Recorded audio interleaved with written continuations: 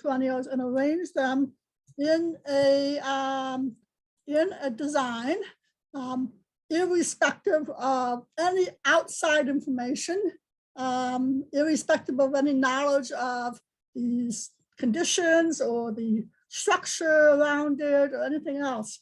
Simply using the rule of three and the asymmetrical design principles to arrange these plants in a form. And I'm sure that when I do this in a class in person, which I'm so sorry that we can't do this in person, we usually end up with something like this. Somebody takes the audio. It says what? Okay, I'm on audio. Then it says what? And puts the biggest tree in the middle of it. Yeah. Then they take the three shrubs, the next thing, and they arrange them around the plant like it says that. microphone check with a check mark, and then it says same as system. So they're going to fill these things in here like this, like this, like this, like this, like this. So, okay, and we end up with okay, so it says speaker. There's two choices. One says speakers, real tech. Someone needs to turn off the second one is checked and says turn same on as mute. system. Kristen, hold on a minute. We've got someone's talking over in the a certain speaker. situation, you might want to do. It's something not a like volume this. thing. I've But I tried want that. to It's offer, the thing is on. I an can't hear alternative anything. to It gets you the signal to saying let's say we that put the if the tree off to speak, the your side like speaker Hey, is this not is so working. important. Let's I'm put it missing to the it. right Kristen. 1/3 of this design. Kirsten. And let's take the next three smaller shrubs and arrange them similarly, so they are not exactly lined up in a row, but they are kind of grouped a little bit differently. And they have been placed in such a way that they offset the weight of the large tree at the start to do that. Okay. And then you take the shrubs and perennials and you stick them in there, and you end up with an arrangement that again is much less, much less formal than the alternative. Notice how in your mind's eye, you can see the movement from the smaller plants in the front left up to the larger plants at the back right. And notice that the groupings of plants are not stilted. They are arranged in such a way that creates interest and allows you to fill in between them with other plants that would even add yet again more interest. Now, I would also suggest that in the image on the lower right that you could simply add masses of even lower ground cover type of plants around as filler between those plants. But this is just one little tiny exercise for asymmetrical design principles. So welcome back. And we're going to start now in the second half of this, the second third, is that right? The second of 3 sessions. And this session is called the design process. And the design process is taking you from soup to nuts, nuts to soup, whatever the expression is. And you've already talked about the principles. We've talked about the elements of landscape design. We've talked about some of the goals of why we are starting with design. And the first thing we want to do if we're going to be digging in the ground is we want to make sure that we do so safely. 811 is the number that the emergency contact, not emergency, the routine contact for getting your lines marked. Miss utility, as we used to call it. Okay, call miss utility to mark underground utility lines. This is not going to mark irrigation lines. It's not going to mark your electric dog fence. It's not going to mark other things that you might have buried in the ground, but it will mark your electrical, your gas line, your water lines, and other kinds of things. Sometimes they mark cable lines, but bottom line is you need to use them. If you break a line that has been marked, you will be expected to pay for the repair. If you break a line that has been marked incorrectly, that responsibility is on them. And generally the wiggle room is about 1 foot on each side of that line. So be very respectful of what's underground for your safety, as well as the future landscape design that you're going to be putting into place. And I'm not doing that right. There we go. Okay. All right. So the first step is going to be your needs and wants analysis, your soil analysis. You need to do a little bit of a soil search here, okay? How will your property be used? How will it be used in the future? How is it going to be used now? What is it being used for now? What is the architectural style of your home? What kinds of practices can you incorporate as you begin to think about changing things around? What is your budget and your time frame? I used to squirm a lot when people ask me that question.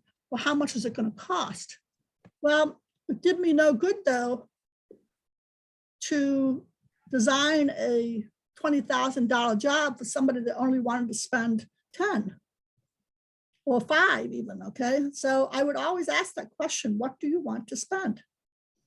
And people were it was a hard conversation sometimes to decide, but many times the budget determined that this job got done in stages. And in that case, with a professional designer, you could take the entire project and break it up into pieces. Some of those Van Omi, Sweden, Omi Van Sweden jobs have been going on for decades in the installation of them. Who will install this garden? You or a contractor? And if you're working with a contractor, you're going to be, you need to monitor that very carefully and make sure that the prices are decided on and that the specifications are decided on as well. And of course, who's going to take care of this garden after it's installed?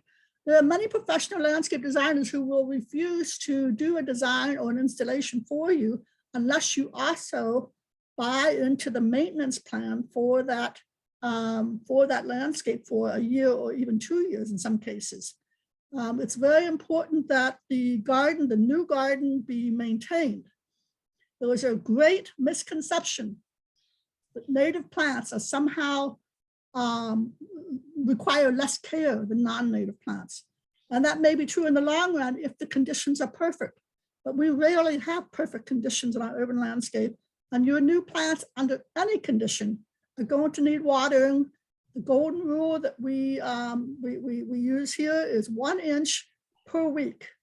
1 inch per week, 1 inch per week and a half. You need rainfall or irrigation of some kind to sustain your plants. And of course, the first thing is, do you do soil testing or have you done it? Because the base soil in your landscape is not easily changed. And so you need to make sure that you know what the conditions are on your site before you start. The initial base map is going to be somewhere in that kitchen drawer cabinet when you bought your home or your townhouse, or you can purchase a copy through the county zoning department, or you can simply measure out all the lines. Whatever you've got, clean it up and make it be, clean it up and put it into your base map that's clean and ready for your drawings, okay? Make lots of copies or make 1 copy and blow it up as large as you can do it so that you have room to work. You can buy inexpensive tracing paper that you can use to make multiple layers over the top of your base map. And when we do this in a class, we do these different step 1, step 2, step 3 plans using tracing paper. So you want to make sure that this base map has all the hardscaping on it, that it has your driveway, it has your house, it has your property lines, it has sidewalks. You need to make sure that it has your permanent features. If you have a shed that you're not planning on moving, make sure that goes on there. If you have trees, mature trees that you're not planning on removing, make sure those go on there. All right. This is your chance to set the foundation for your design. You should have a directional arrow that clearly indicates which way north is, so you understand where the sun is coming from and how it's hitting your landscape. And ideally, it needs to be to scale.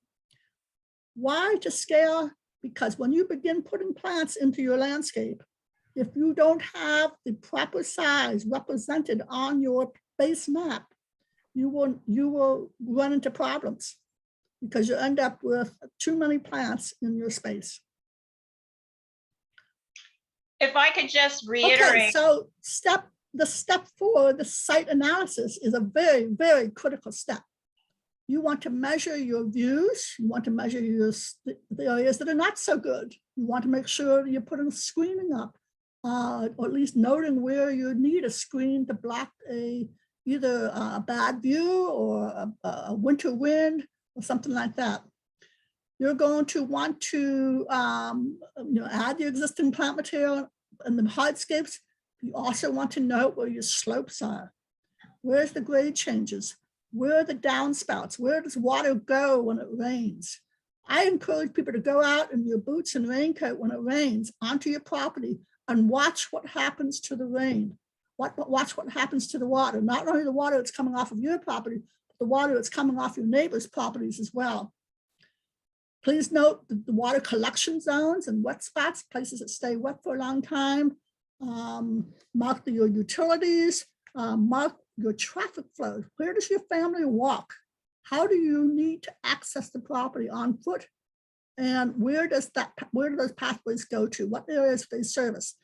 Service areas are like where your trash cans and your storage areas go, are areas that need to be accommodated because everybody needs them, okay? And finally, you need to note where the wetland areas are, any woodland areas or streams that are adjacent to your property so that you can be double sure to control the runoff of water and other products off of your property and onto the neighbors.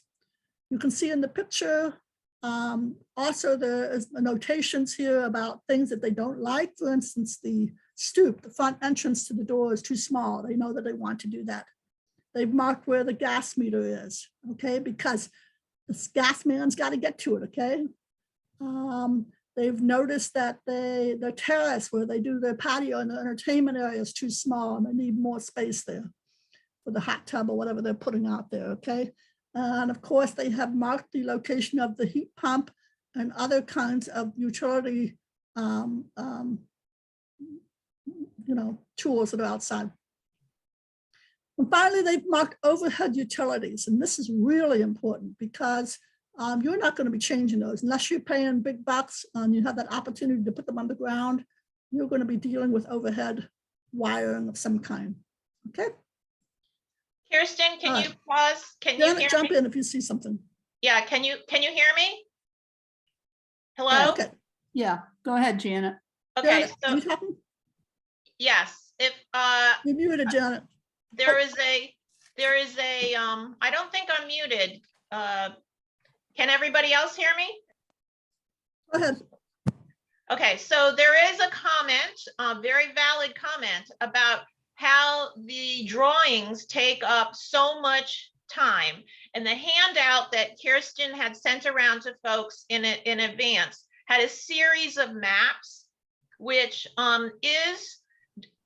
does show you how the complete landscape design process works.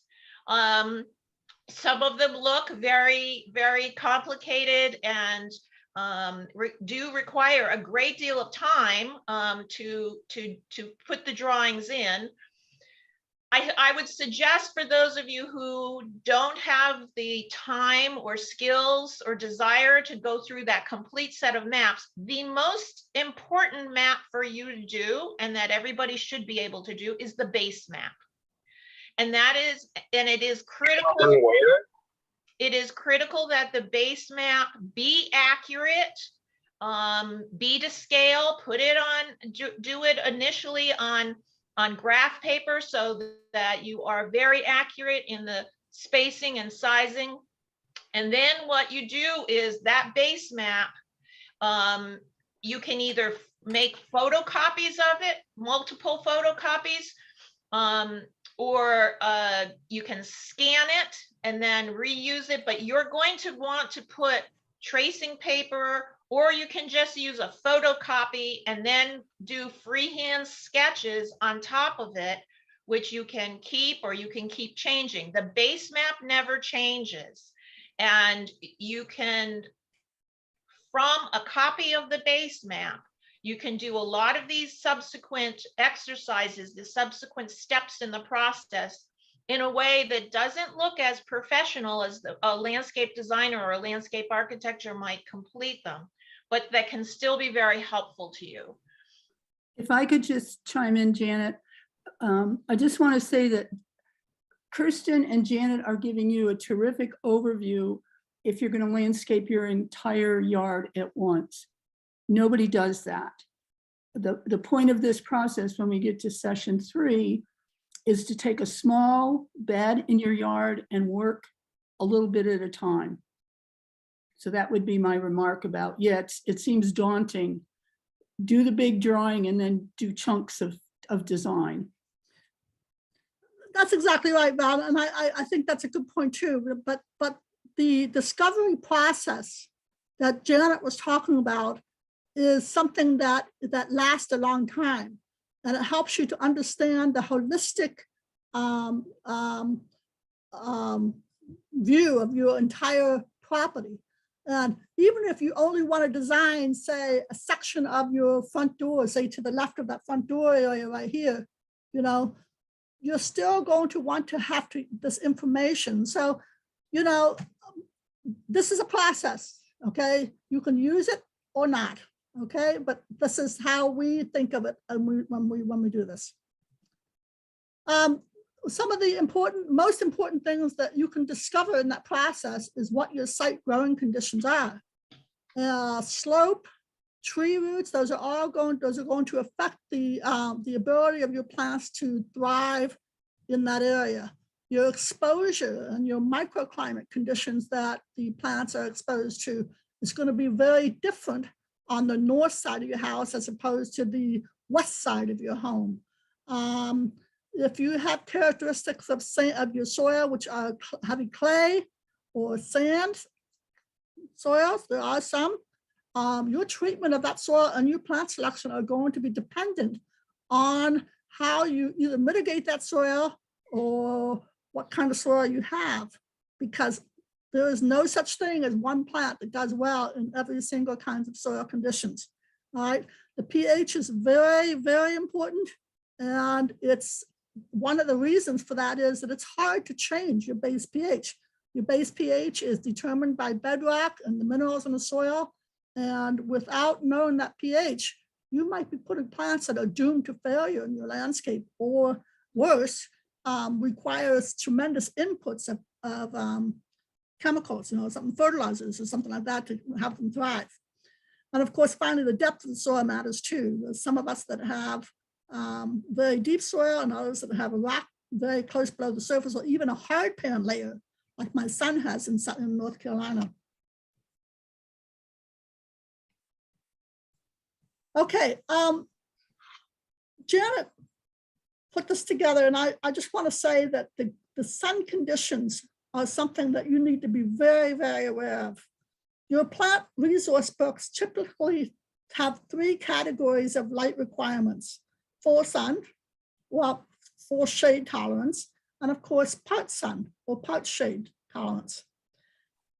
We define these different kinds of quantities of light in this way. Full sun is 6 to 8 hours of direct sun. Part sun, 4 to 6, part shade, 2 to 4, and of course, full shade, less than 2 hours of sun. You ignore this information at your own peril, okay?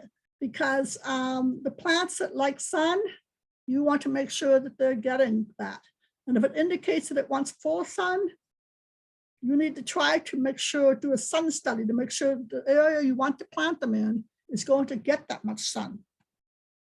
Sun studies are very simple. The most simplest way to do it is to go to watch your landscape, go out and mark this where the shadows are, how many, put a stake in, put a marker on the stake, 1 o'clock, 2 o'clock, 3 o'clock, and so on. And that will help you understand where the sunlight is at any given time and how much shade you have in that area. You can also, go ahead. I'll just add that be careful how you use the terminology. It is common for people to get confused between the term full sun and direct sun. So you don't have full sun in the morning and part sun in the afternoon. Because if you say that, you're really mixing up the terminology. Full sun is not the same as direct sun. Full sun refers to quantity, the number of hours. It may be direct sun, it may be indirect sun, but it's really, those terms refer to the quantities, not necessarily whether it's dappled light or it's direct sun. I would add another qualification, which has to do with the quality of light and the temperature of light, if you will. And I'm mixing metaphors here a little bit, but if you have a plant that wants full sun, but wilts in the shade of the day, wilts in the heat of the afternoon, you don't want to put it on the south or the west side where it gets that hot afternoon sun. Or, if you have something that wants shade, but doesn't like the exposure to the cold winters, you're probably going to want to put it on the east side and not the north side of your structure, okay? Where it has, the east side would probably provide a little tiny bit of protection, okay? So these are just some ideas for you about choosing plants for different light conditions. The fifth step is to consider sustainability and how you can work in sustainable features. Can you reuse existing landscape material? Can you eliminate turf? Can you install a cistern or a rain barrel to recycle rainwater? Can you replace non-natives with native plants? Maybe not all at once, but one at a time, 3 at a time, okay? Can you recycle materials that have been torn up? If you're tearing up your driveway, can you make a stone wall out of it or something like that? There's lots of things you can do. Sometimes you can use your site analysis to do some really wonderful things. If you have a wet spot or a seep on your property, you can turn sometimes those into beautiful focal points in your landscape. The picture at the lower left is of an area that was a kind of a swampy, wet area all the time, and they excavated a little bit more, made it into a rain garden, and ended up with a beautiful, beautiful asset. Something happened to my screen. Let's see here.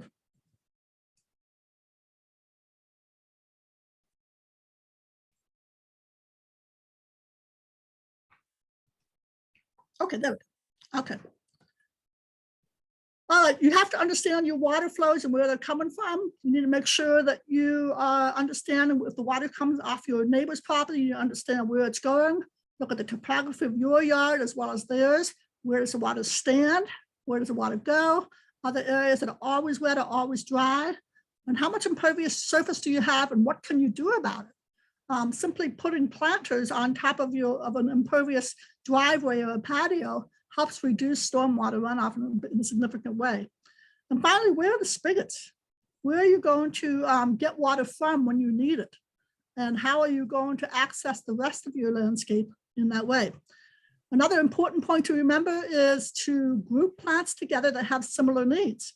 If you have an area of your landscape which is going to be hard to water and hard to take care of, make sure that you are grouping plants in those areas that don't require so much attention, and save the plants that need a lot of attention for areas where it's easier for you to work with them and where you can meet their similar needs with identical treatment.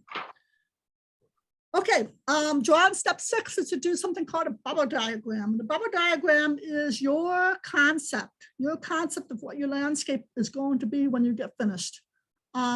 What are the functions of this landscape? Do you have an area where you want to work outside? Where do you want to put your vegetable garden? Where are you going to do planting screens and planting view openings, so that you can take advantage of those things? Where are you going to do your entertainment? Where are you going to do your play space with your children if you have them? And this is a chance for you to marry the original plat with your site analysis to now come up with this stage, which basically begins to diagram out the areas that have those similar needs and similar functions and will be treated in much the same way.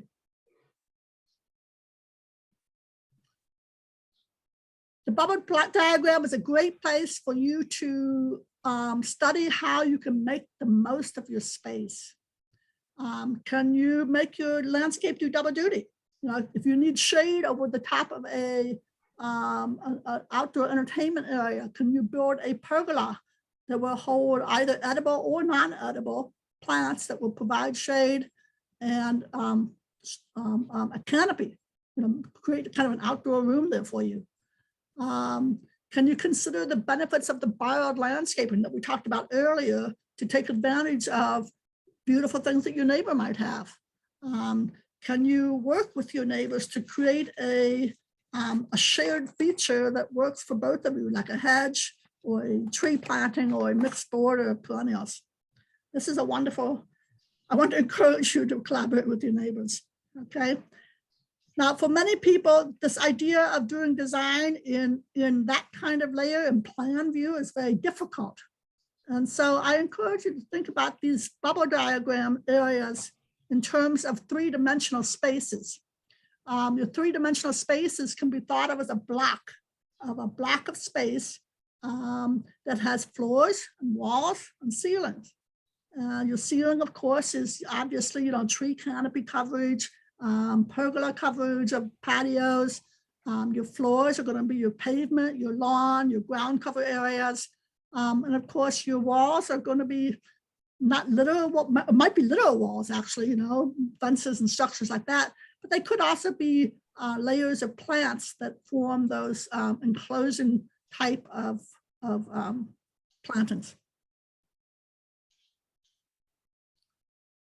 Think of your garden as if it was a living room. This is a picture of the Glen Carlin Community Garden, which is one of the Master Gardeners of Northern Virginia's demonstration gardens at the Glen Carlin Library in Arlington.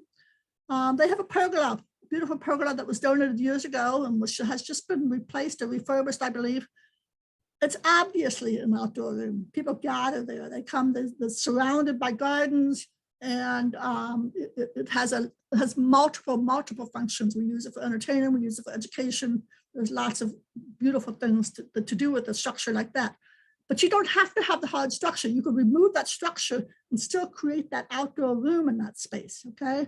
By simply adding a tree or two or three. You can imagine that if those posts that hold up the roof were replaced with trees, you would have a gorgeous, gorgeous little outdoor room right there that form exactly the same functions as that structure. Use lighting very carefully if you use it in the garden. You can use lighting to add security, but it doesn't have to be runway lighting. And by runway lighting, I mean the walkways, the lights are lined up on both sides of the walkway or the driveway. It's much better to do those asymmetric design principles and do a zigzag type approach to lighting so that one lighted area leads the eye to another lighted area and so on. Canopy or up lighting of trees is a gorgeous way to add, to showcase a focal point at nighttime. You know, if you have a multi-stem beautiful tree like a river birch or a serviceberry in an entrance planting, lights can be installed to shine up underneath the canopy and up into the tree that is then reflected in a very soft way out onto the landscape. And of course, area lighting can be done as well. And there's lots and lots of different kinds of options for those who want to add lighting to your landscape. Kirsten, if I could just interject a comment about the times. You know, during the pandemic, a lot of people are using their outdoor spaces more frequently, both for you know, personal pleasure, but also for entertaining. And so I see a lot more people who are putting more string lights or other kinds of lighting in their landscape, in their yards, so that they can use it a larger number of hours and for their guests as well. I think that practice is probably here to stay, but just be careful about how you're using it and how frequently. It's not necessary to put it on an automatic timer so that every single night it comes on for 6 hours. You know, just have some judicious use of the lighting, both for environmental reasons and also for, you know, courtesy to neighbors. Right. Thank you for that, Jenna. The light pollution is a very real concern in our urban areas. And so just consult with a professional about professional landscape lighting to make sure that we're not doing something obnoxious to our neighbors or to the birds and so on that live on our share spaces with us. This photo is of the Quarry Shade Demonstration Garden. Again, another one of the Master Gardeners of Northern Virginia maintained demonstration and teaching gardens in Arlington. It is on the site of an old quarry, which is in Bon Air Park. And I show this picture only to say this is a springtime picture with many ephemerals growing and flowering at that time, which then of course changed completely come summertime. And again, in the context of our discussion right now, you can see how the trees around it, and of course the center point tree function as a kind of a canopy over the top of this outdoor room, which is framed by the walls of the stone.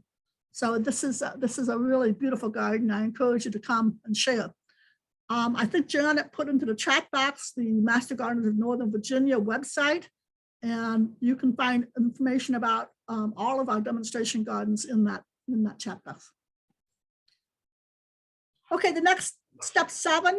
And again, at this point, you may have already completed the step, but this is where you're going to put your pads and your bed lines and your hardscapes plan. Those are the things that are going to be immutable, so to speak. You know, paths should be ideally 5 feet wide for 2 people on an entrance path, 3 foot wide for 1 person. Even work paths that you use to access garden spaces need to be wide enough for someone to walk down it with a plant, with a tool, with a wheelbarrow. And so make sure that you can flow through your landscape easily and not restrict the space for walking. Make sure that every hardscape feature is included for sure, again, on this plan. You've gone from this plan here, okay, your butto concept, which doesn't necessarily have all the hardscaping on it. It just gives you your conceptual ideas about how you're going to do this. And then it's going to go to your lines and your hardscaping plan that includes rocks, it includes fences, it includes walls and so on that you need to include in the plan. The picture here shows just another emphasis picture here to consider your focal points. If the focal points are going to be a piece of hardscaping, a piece of fence, make sure those get included onto the plan. So helpful hints, try to limit the numbers of different kinds of materials that you are using in your landscape. And I say that only because what do we all do? We go to the garden center and we say, oh, that's a beautiful plant. I'm gonna bring that home and plant that. Okay, or we end up with a hodgepodge of plant material, which has many times has very little relationship to each other. It's not that the design has not been thought out about where that plant should go. We simply walk around looking for a space to put it in. The same thing is true of hardscaping. You know, you come home with a piece of statuary from a vacation trip. You come home with a huge rock that you picked up on the side of the road. That's all fun stuff, okay? But try to limit how many different materials you use will add harmony to your landscape, will not distract from the landscape. Buy materials, especially rock materials, in bulk, but buy enough the first time, because you're not always guaranteed that you can find the same material in the same color again. So if there's a job that you're doing that is going to require a substantial quantity of material, especially a job that requires that material over an extended period of time, make sure you're buying enough the first time. You can probably take it back afterwards.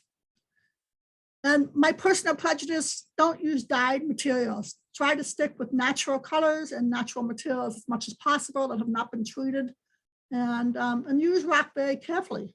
I personally prefer when rock is used in the landscape to place it in such a way so that it looks natural and looks like it might have occurred in your bioregionally native area.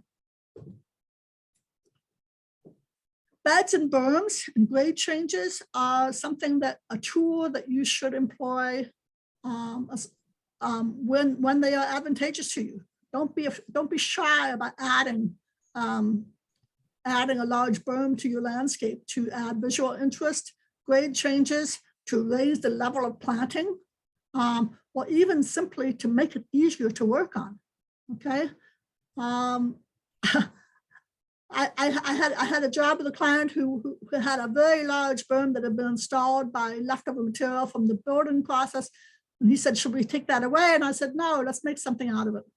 And he laughed. He looked at me and laughed and said that we can always tell people that's where we buried the last occupant of the house.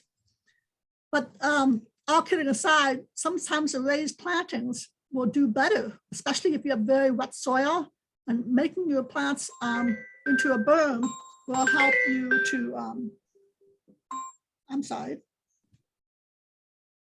will help you to get those plant roots out of the water. A little caution about making islands in lawns. You want to make sure that you don't do so many that they detract from the overall design. And adding a lot of individual little beds in your lawn can actually look choppy and can look disjointed. My personal advice is make your beds bigger than smaller. And that was a lesson that I learned early in my career when a woman who was a very talented, knowledgeable about perennials said to me, it's too small, make it bigger. And of course, when we get to talking about plants a little bit, you'll be able to see what we're talking about a little bit too, about the size of plants. But you can use beds and berms to frame your landscape. And sometimes they can be a backstop for view.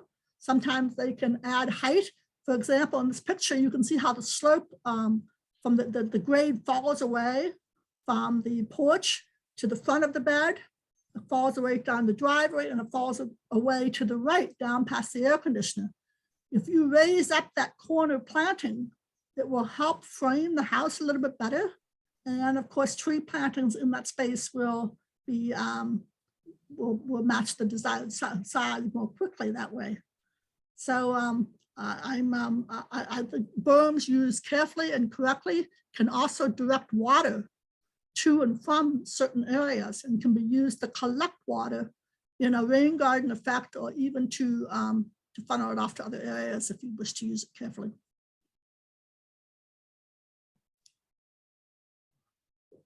When you are drawing plants into your design and thinking about the size of the beds you use, you need to make sure that you are planning for the plant's mature natural size.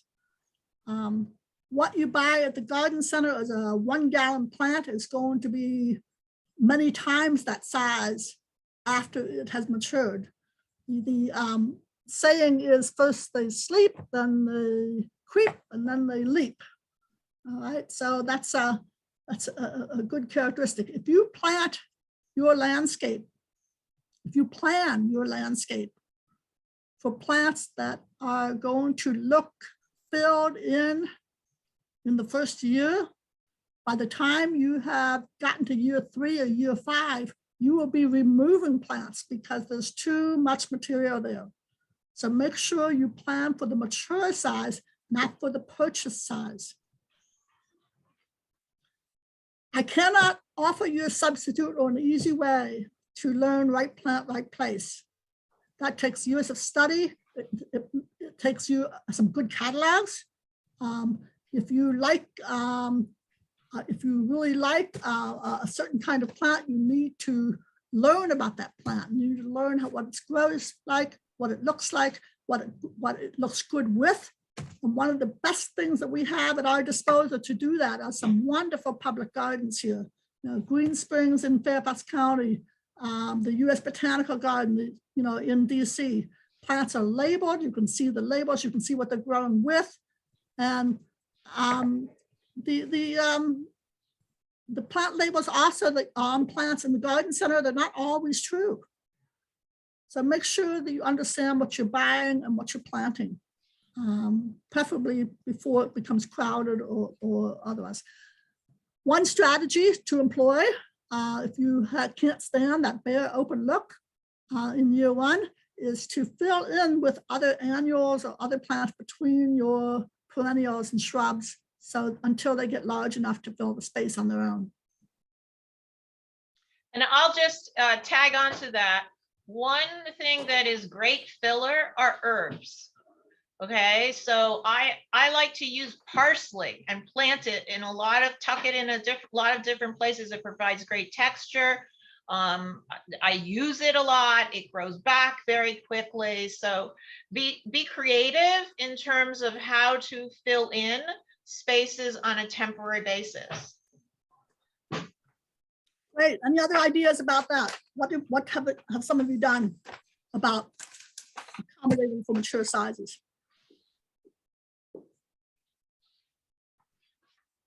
One idea I've heard of is okay, so I have the space, it's 5 by 5 feet, and I want to eventually have one baptisia there.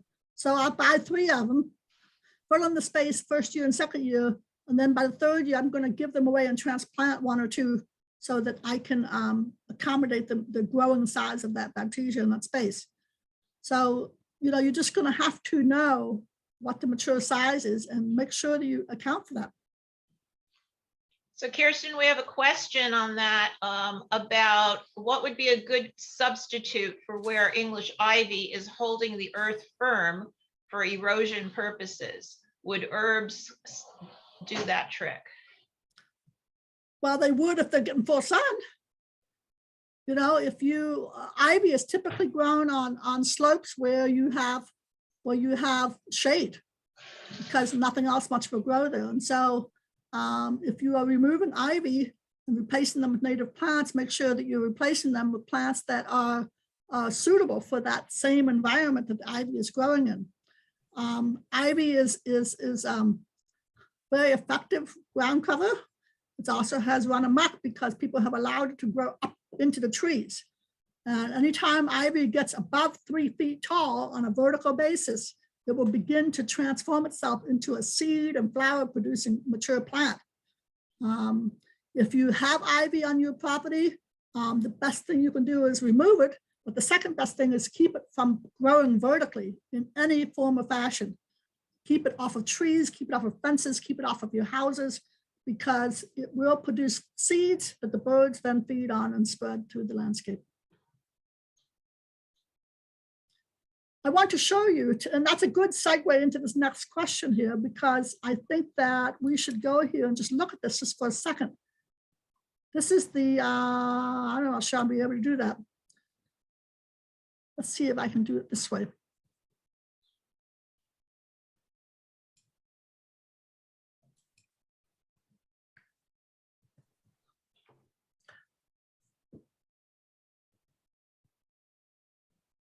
Going to be able to get that up there? No, we're not. I'm going to go back to share screen here. Okay.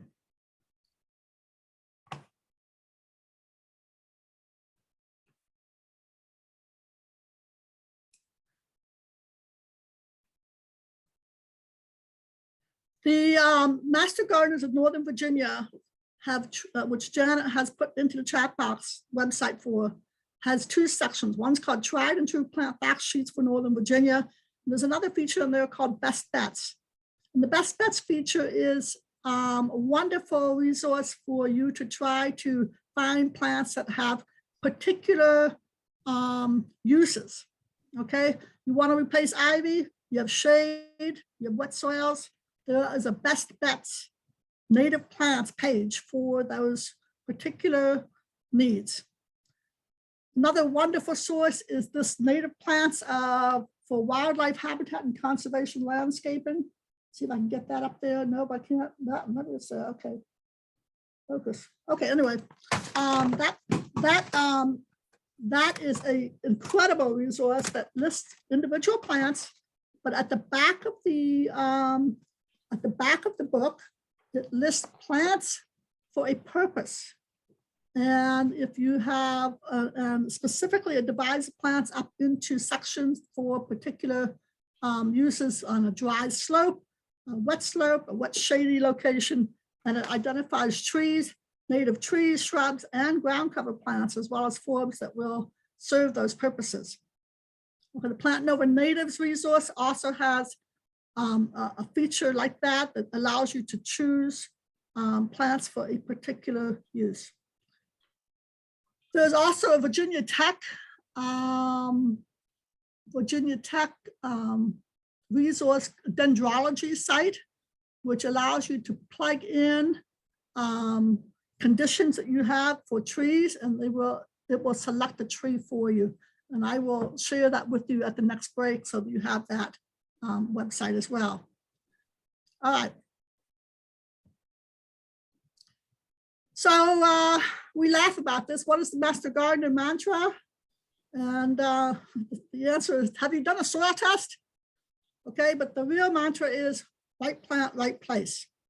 And this is really, really important as we begin to go into the last stage of the planning phase. And the step 8 is the planting plan, okay? And this is the first part of the planting plan. This is your generic planning. This is where you're going to put the types of trees, the types of shrubs, the types of perennials.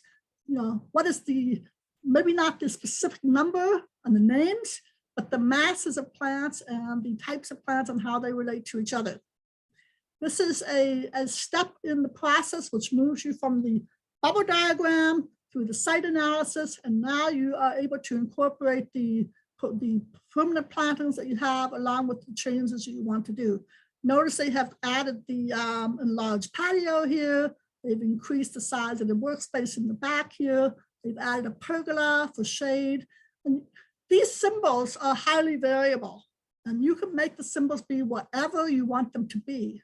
But it's good to have this kind of an overview so that you are knowing what it is that you are doing as you get through this process and go into the next step. This plan is going to have containers on it. It's going to have, you know, a clear picture in your mind of what's perennial, what's annual, what's deciduous, what's evergreen, and where they're going to go. The second part of the preliminary planting plan is the very specific planning that you're going to do. This is where you're going to add species, cultivars. You're going to take note of plant qualities and quantities that are needed. This is where you're going to do your plant needs assessment. Make sure that the plants that you choose are fitting the space, the environment, the soil type, and the maintenance you're willing to give. That's a really big one, okay? Understand your plant and knowing your plant and what is involved with owning that plant is part of choosing it. And if you're not ready to give the kind of time that it needs to that, you might want to reconsider. So what are we doing here? This is a typical Northern Virginia, a little dated photograph here of a suburban landscape. Here we have Japanese cherry here. We've got maybe a viburnum here on the corner. We've got hedges of Japanese holly. We've got azaleas back here in the back. There's nothing native in this landscape, all right? But what if we took the same approach that we took when we looked at the townhouse garden and begin to understand the forms and functions of these plants? Can we replace that with a redbud tree? Yes, we can. Yes, we can. Is it going to have almost the same size? It's going to be a small tree for a street side, yes. Bay magnolia at the corner might do the job of being a nice corner planting for a house this size. If you have complete shade and you don't need a lawn for a dog or for your kids, sedges or other kinds of ground covers for the shade will do a fine replacement of grass. Most of the choices you have for replacing grass are not very traffic tolerant.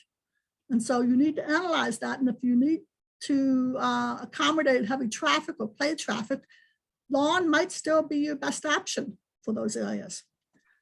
Sweet spire or aronia would be a fine replacement for some of the plants that are non-native that are forming functions as foundation plants. Beautyberry in the back there might do the job of providing a massive plant under the window. And of course, coneflowers massed at the gate would be fine. Is this an only selection you can do? No, there are dozens and dozens of plants that you could kind of put in and out depending on what your personal preference is. Extreme garden makeovers. You know, some of us have been in places like this. Well, this particular job took this and turned it into that. Okay. Do you need to know what those plants are? Well, there are a lot of herbs, and it's an xerophytic garden, which means that it doesn't need a lot of water. Once it gets established, it's going to survive on its own and thrive with a minimal amount of maintenance.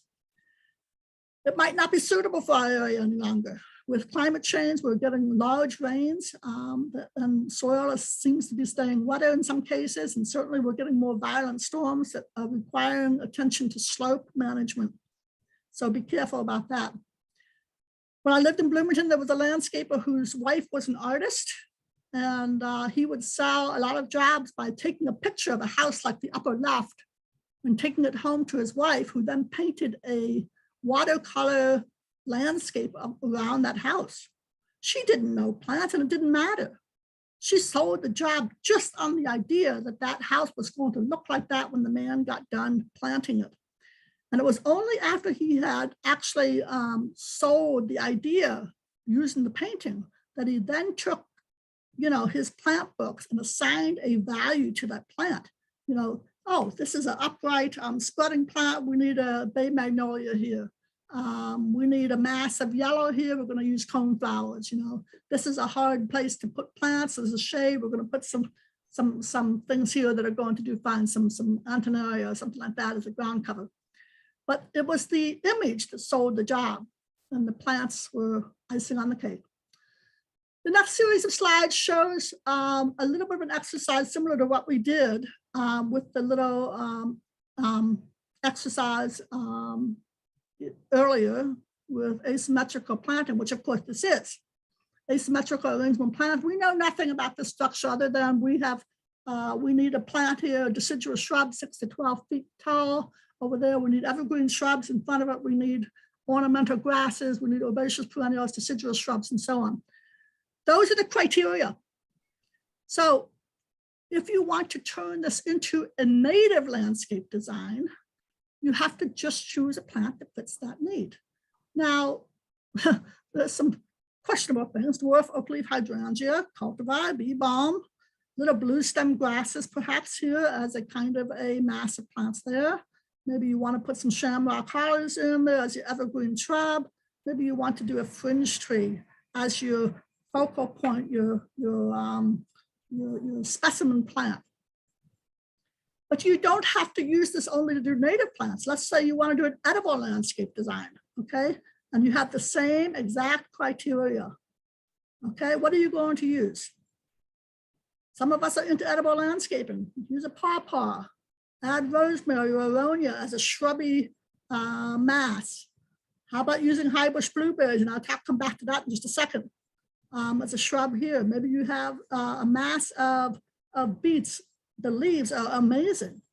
Curly parsley, maybe an ornamental grass, asparagus, but don't ever use fennel. You let fennel go to seed in your garden, you will have fennel babies forever. The question that always comes up with edible landscape design is, but what if I want to eat it? Well, eat it. Fill it in with other plants as you go along, okay? And if you are planting something that has very particular requirements like blueberries, you're going to make sure that those plants are growing in a container, because it's very hard to supply the pH requirements of blueberries when it's mixed into another landscape that does not necessarily prefer the same conditions. So be careful about that. The pH matters. The pH matters a lot. And there are lots and lots of plants that will do fine for you as ornamental edibles. You want to do a white landscape design? What can you do? Fothergilla, you get the idea, okay? Well, maybe not morning light miscanthus, okay? Morning light miscanthus is a now invasive plant here, so don't use that. Okay, so you get the idea. Choose the plant names and types, after you have done your design. Always use bioregionally native plants. And what I mean by bioregionally native are plants that have been grown here, that have been chosen, like Earth Sangha grows. These are plants that have been grown and produce seeds in this area.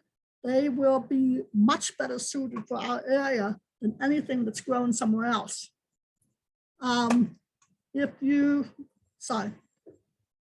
This is another one of our demonstration gardens. This is a photo from Simpson Park Garden in Alexandria with beautiful combination of asters and goldenrod. And all these gardens are listed on the mgnv.org website with directions to get to them, and I hope you'll come visit. But the bioregionally native plants are heads and tails above what is going to be native in Southwest Virginia. What's native in Southeast Virginia is not necessarily what's native here. And what's native here is what we're calling bioregionally native plants. If you're designing ornamental beds with perennials, you want to make sure that wider and bigger is generally better. If you can, if you have the land to spare and the time to spare to maintain it, you will not go wrong with having a larger rather than a smaller bed. The plants will be happier. You can mass them together for a bigger effect, and it creates a stunning opportunity to provide contrast between different kinds of plants. You want to plant in drifts. Think of color block. Think of drifts of 3, 5, 7 or more, so that you are able to mask the effect of the color and so on in the landscape. There's a difference between massing and crowding. And if you crowd plants, they will not do well. And some of the maintenance that's involved with maintaining perennials requires you to dig them up once in a while and divide them so that they don't become too crowded. If they become too crowded, sometimes they will stop blooming. They will die in the center, and it's up to you to rejuvenate them from time to time.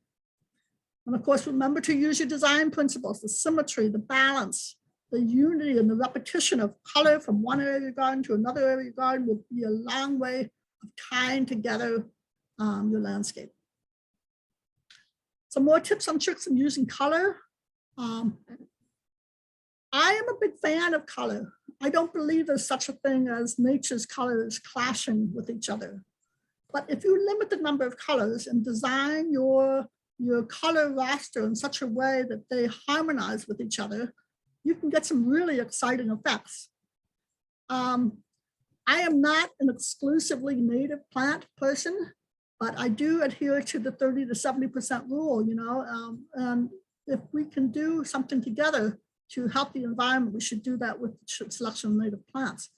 But some of the stunning color combinations I've played with, I've got coneflower, purple coneflower with Russian sage with liatris. They're all blues. They're all blues or purples or lavenders. That was a summer combination. Same blue combination in the springtime with hyacinth, purple hyacinth, lamium, dead nettle, and little purple Dutch iris. It was stunning. It was stunning having those color hues planted next to each other. You can also go the opposite direction and use color opposites, get a color wheel and look at the color opposites. And the more contrast you make in the color, the more visual impact you might have. We talked about hot colors being exciting and being attracting the eye, and of course pastels and blues and silvers and greens, they soothe and they push the eye away. Generally speaking, if you want color, you're going to have full sun.